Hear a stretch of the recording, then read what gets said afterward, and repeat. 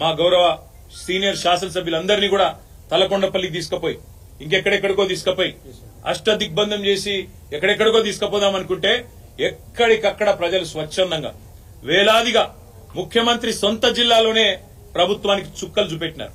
వేల మంది రోడ్ల మీదకి వచ్చినారు. అర్ధరాత్రి కూడా 10:30, 11 దాకా వేలాది మంది రోడ్ల మీదకి వచ్చి ఆ రోజు తలకొండపల్లి పోలీస్ స్టేషన్ కావచ్చు లేదా కేశంపేట పోలీస్ స్టేషన్ కావచ్చు ఎక్కడికక్కడ ఎదురు తిరిగి ఈ ప్రభుత్వానికి పాలమూరు పౌరుషం చూపెట్టినందుకు వారికి, అదేవిధంగా నిన్న ఒక్క అరికపూడి గాంధీని హౌస్ అరెస్ట్ చేస్తే పోతుండగా దానికోసం నిన్న మొత్తం రాష్ట్రంలో వేలాది మంది బీఆర్ఎస్ కార్యకర్తలను హౌస్ అరెస్ట్ చేశారు.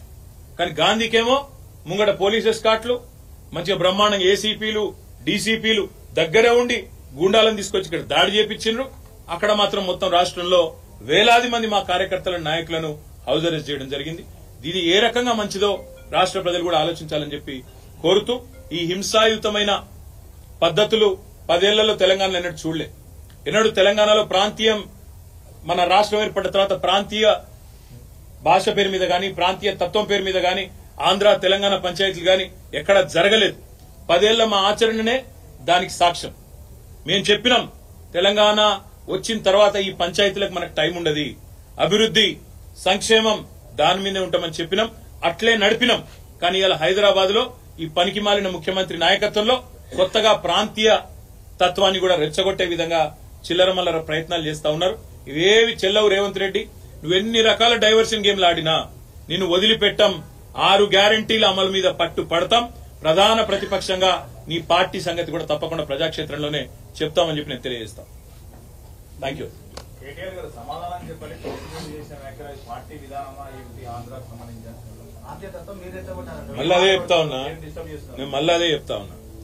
రేవంత్ రెడ్డి అనే ఒక పనికిమాలిన నాయకుడు, పనికిమాలిన ముఖ్యమంత్రి 10 ఏళ్లు తెలంగాణ ఎంత ప్రశాంతంగా, హైదరాబాద్ ఎంత ప్రశాంతంగా ఉందో మీ కళ్ళతో మీరే చూసినారు. అందుకే హైదరాబాద్ ప్రజలు మాకు కడుపు నిండా ఆశీర్వదించి ఒక్క సీటు కూడా కాంగ్రెస్ పార్టీకి ఇవ్వకుండా అఖండమైన తీర్పునిచ్చినారు.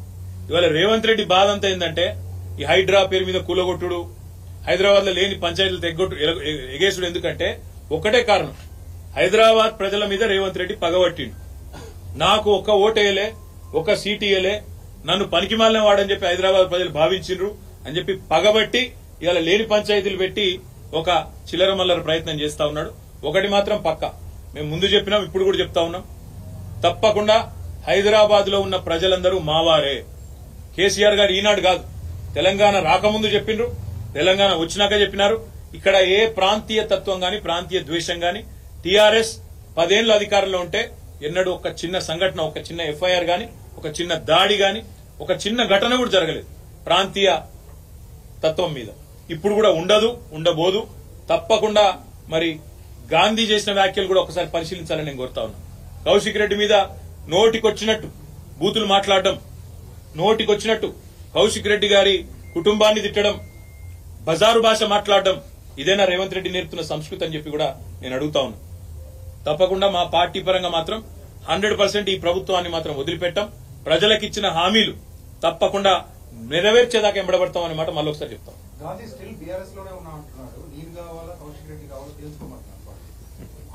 దీన్ని కామెడీ అంటారు.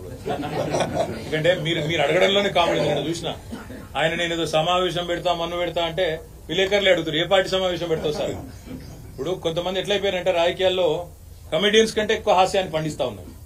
ఆయననే పెట్టుకుంటాడు, నేను చేరిన కాంగ్రెస్ లా అదేదో రేవంత్ రెడ్డి ఏదో పీకి పందిరేసిండు, హైదరాబాద్ లో ఏదో చేస్తాడు, నేను అందుకే అలా చూస్తున్నా అన్నాడు. నేను అడుగుతున్నా గాంధీని, నువ్వు మొన్న ఎలక్షన్లు ఏం చెప్పినావు శేర్లింగంపల్లి ఓటర్లకు?